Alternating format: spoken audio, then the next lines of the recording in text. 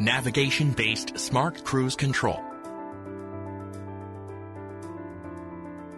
Navigation-based Smart Cruise Control helps drive at a safe speed on the highway using navigation.